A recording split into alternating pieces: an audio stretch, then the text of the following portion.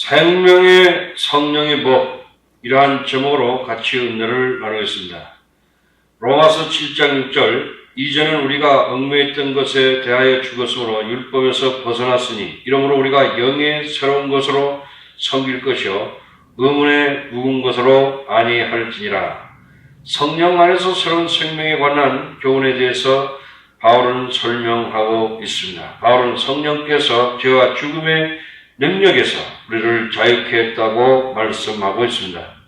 첫째, 성령은 우리를 죄와 죽음의 법에서 우리를 해방시키십니다.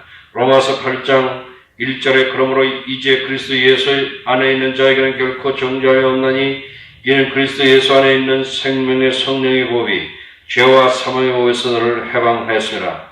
예수님을 알기 전에는 우리는 하나님의 율법에 의해서 정죄받은 상태에 처해 있었습니다.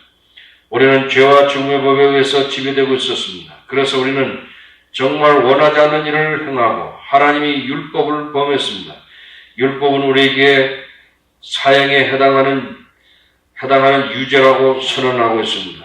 그리스도께서 우리를 위해서 죽으셨습니다. 우리가 믿음으로 예수님을 영접했을 때 우리 옛자는 십자가에서 예수님과 함께 못 박혔습니다. 우리는 죄에 대해서 죽었고 율법에 대해서 죽었습니다. 예수님은 우리가 받을 심판과 정죄를 십자가에서 담당하셨습니다.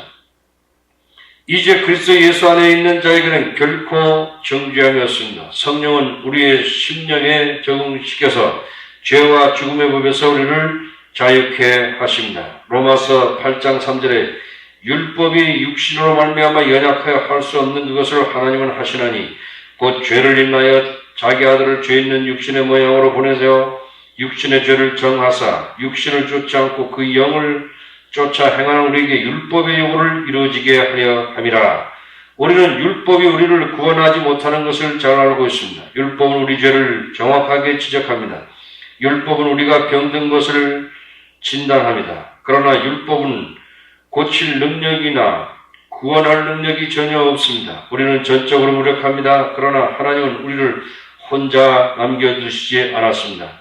하나님은 우리가 사랑스럽지 않고 비참한 지경에 있을 때에도 사랑하셨습니다. 하나님은 우리를 사랑하는 사랑의 마음으로 바라보셨습니다. 하나님은 그의 독자 예수 그리스도를 사람으로 우리의 죄 있는 자리를 대신하기 위해서 이 세상에 보내기로 작정하셨습니다. 그분이 예수 그리스도이십니다.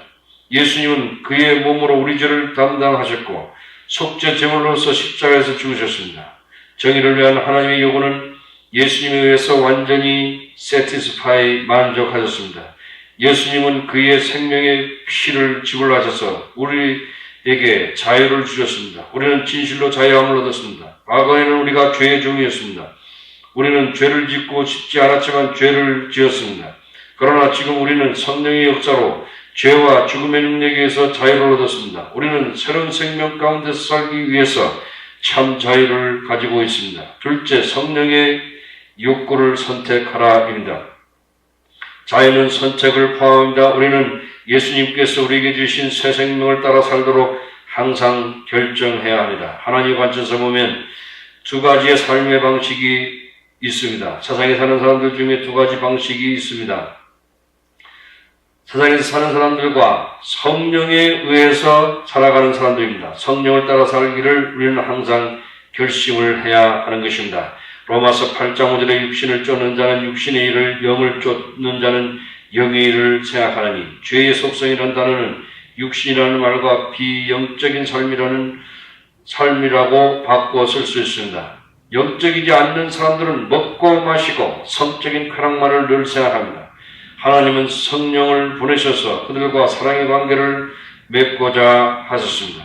그러나 이들은 하나님의 성령을 무시했습니다. 그들은 성령에 관해서 관심이 없습니다. 그들은 육체의 생각을 고정시켜서 육체의 쾌락만을 위해서 항상 생각하였습니다.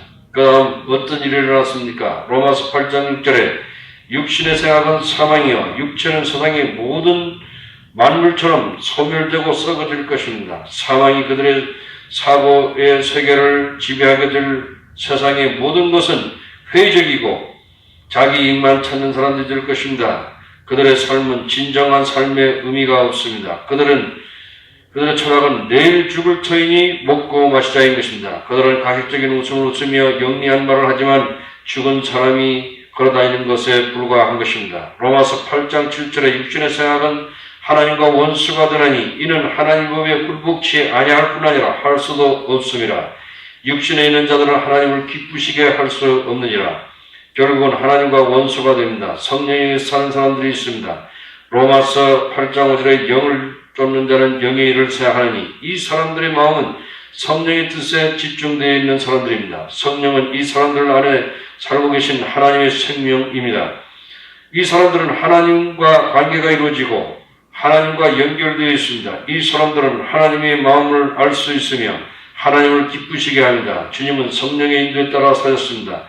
예수님은 하나님을 기쁘시게 하는 삶을 사셨습니다.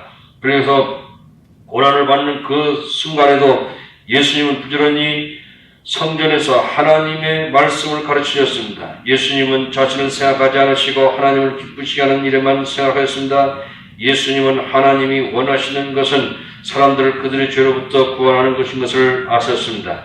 로마서 8장 6절에 영의 생각은 생명과 평안이라. 성령은 우리에게 생명을 주십니다. 성령께서 우리 마음을 인도할 때 우리 영혼에 생명을 줍니다. 성령은 우리에게 평안을 주십니다. 우리는 성령의 인도하심에 따라 살기를 원할 때 성령이 원하심에 우리의 생각을 집중시켜야 하는 것입니다. 셋째, 성령은 생명을 주십니다. 로마서 8장 9절에 너희 속에 하나님의 영이 거하시면 너희가 육신에 있지 않냐고 영이 있나니 누구든지 그리스도의 영이 없으면 그리스도 사람이 아니라. 바울의 진술은 매우 분명합니다. 하나님의 성령에 의해서 통제되는 사람들이 있습니다. 하나님의 성령은 다윗이 왕으로 백성들을 인도했듯이 우리를 인도하십니다. 시편 23편 4절에 내가 사망의 음침한 골짜기로 나갈지라도 해를 두려워하지 않을 것은 주께서 나와 함께 하시느라. 주의 지팡이와 막대기가 나를 안위하시나이다. 지팡이와 막대기는 양떼를 인도하기 위한 목자의 도구인 것입니다.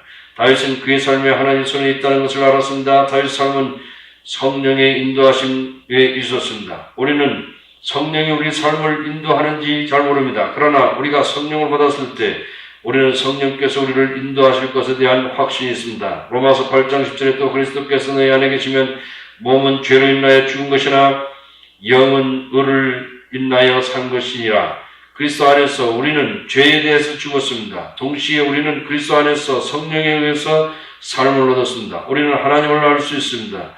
우리는 하나님께 예배할 수 있고 섬길 수 있습니다. 다니엘은 바벨론으로 포로로 잡혀갔습니다. 그러나 왕궁에서 왕을 섬기도록 뽑혔으며 왕궁에서 식사를 즐길 수 있는 특권이 있었습니다. 다니엘서 1장 8절에 다니엘은 뜻을 정하여 왕의 진미와 그에 마시는 포도주로 자기를 더럽히지 아니하니라. 다니엘은 하나님을 기쁘시게 하기 위해서 왕의 진미를 먹지 아니하고 자기를 더럽히지 않기로 결심합니다. 다니엘은 자기에게 주어진 자유로 왕궁의 식사를 즐기는 대신에 하나님을 기쁘시게 하기로 합니다.